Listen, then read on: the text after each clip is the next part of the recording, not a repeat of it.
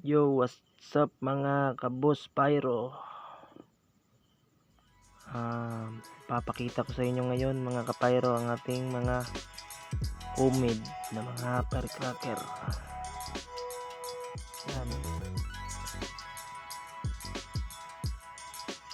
Yan ang ating higad mga boss na 100 rounds. At saka itong mga triangle nito.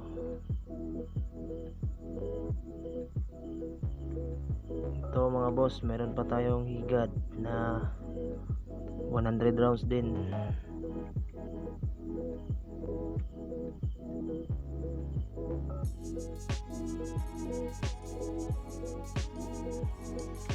Tsaka mga boss, meron pa tayo ditong mga sarili nating invento, mga DIY natin na mga maliliit na firecracker.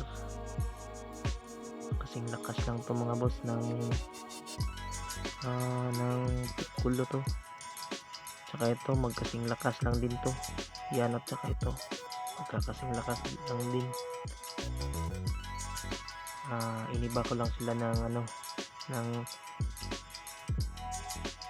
size ng iniba ko lang sila ng hugis at saka laki. Yan, maliit po yung nito, maliit po yung niya, head. Ito malaki,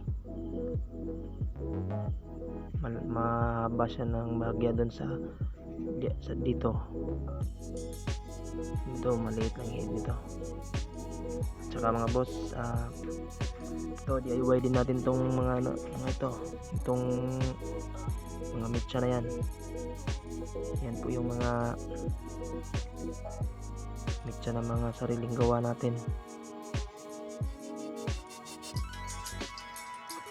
Tsaka ito mga boss, meron tayo ditong lapla.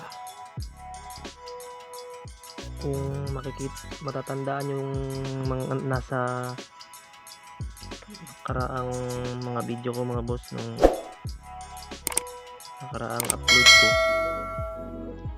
natitest na natin to. Tsaka ito, yan, tapos na natin to natitest. Tsaka ito mga boss, natitest na natin tong mga to. Ito mga boss, loaded to mga boss. Baba ko dito ay ang laman nito puno.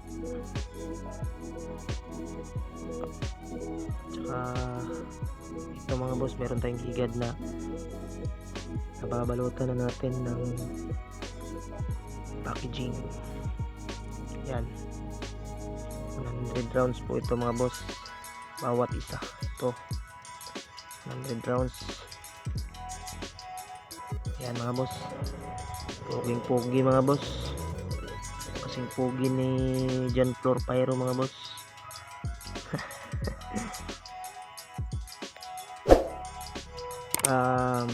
Mga boss Pyro, sana po suportahan niyo ako mga boss dito sa mga vlog ko mga boss. Hope mga boss na suportahan niyo ako sa aking mga ginagawa, sa mga solid supporters ko dyan, sa mga subscribers ko, at saka sa mga pyro lover dyan na mga hindi pa nakapag-subscribe sa akin mga boss. Huwag niyong kalimutan mga boss mag-subscribe sa ating channel at mag-follow na rin kayo sa ating Facebook page na John Floor Pyro. Asahan niyo mga boss, marami kayong matutunan dito sa ating mga vlog, lalo na dyan sa pagtitirintas ng higad. Pwede ko kayong turuan dyan mga boss. Mga nagre-request kayo ng mga DIY, pwede rin mga boss, gawa natin ang mga paraan yan mga boss. Yan mga boss, dito kung paano ko to binabalutan. Yan mga boss, napakita din natin sa inyo yan mga boss. Kung balak nyong gusto nyong gumawa ng ganito,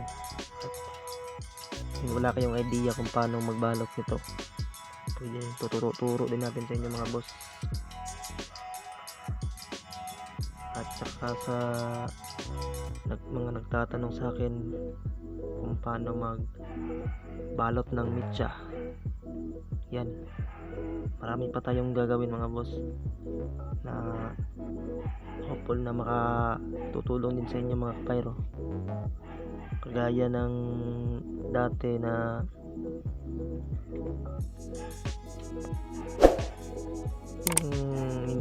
wala pa ako masyadong karanasan mga boss sa paputok, ganun din naman ako noon mga boss, kasi palagi lang akong tanong sa mga katropa ko, sa mga friends ko sa Facebook at saka sa YouTube. Ang tinatanong ko lagi sa mga pinapalo ko lagi nung unang mga vlogger na nag-upload dito sa YouTube, i-mention ko po yung mga vlogger na yun mga boss.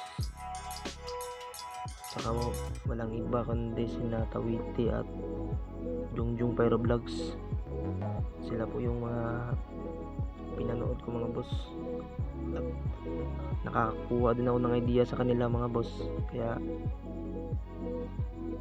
nakagagawa din ako ng aking mga sarili. Pumili ako ng chemical, tapos ito gumawa ko. Nanonood din ako ng mga video dun sa mga vlogger kung paano magtirintas, paano magbalot ng mitya. Yan mga boss, lahat ng yan na boss, pinag-aralan ko talaga ng mahabang panahon. May mahaba panahon po yung ginugugol ko dyan mga boss, para lang makakagawa ko ng ganito mga boss. Kasi mas maganda mga boss, marunong kang gumawa kaysa bili ka, kasi napakamahal na naman ang palagi kang bumibili, tapos isang putok lang yun, tapos pera mo wala na. Iba talaga kapag marunong kang gumawa, except lang sa makakasave ka, ay marami ka pang mga mai-stock at matitira. Balak mo mag DIY, ayan, marami ka pang magagamit. Kaya katulad nito, isang taon na to na naka-imbak dito, isang taon ko na to simula nung ginawa ko yan. Yan. So stay tuned mga kapayro, maraming salamat sa panonood. God bless mga kapayro, stay safe.